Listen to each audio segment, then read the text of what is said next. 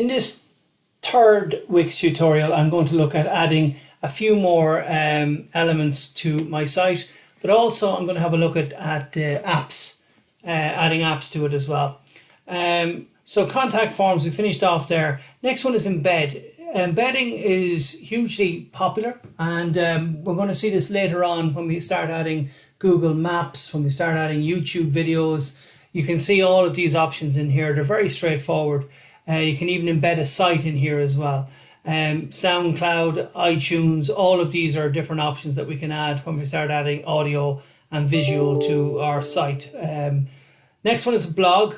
And what we're actually going to do is we're going to add Tumblr to our site, and you'll see how that works as well, and how useful it can be to add a Tumblr blog to our site.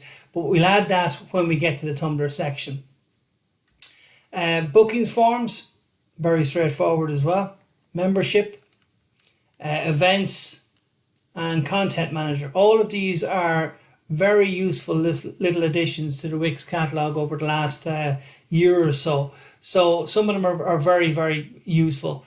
Some of them do require you to kind of subscribe to certain things, but most of them don't require that. Okay.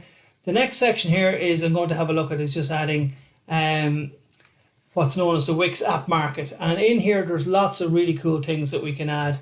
Again, some of these things we'll be adding over the next little while when we start adding again Tumblr and Instagram and all of those different things in there. So they're just very cool ways of adding other little things to your another interaction and behavior to our site. So some very nice stuff in there that we'll add over the course of the next number of tutorials when we start adding all the other elements. So while we're kind of getting close to finishing up on Wix here, we're going to be using Wix during every stage of our development throughout here. So when we add Facebook, I'll be showing you how that works with Wix.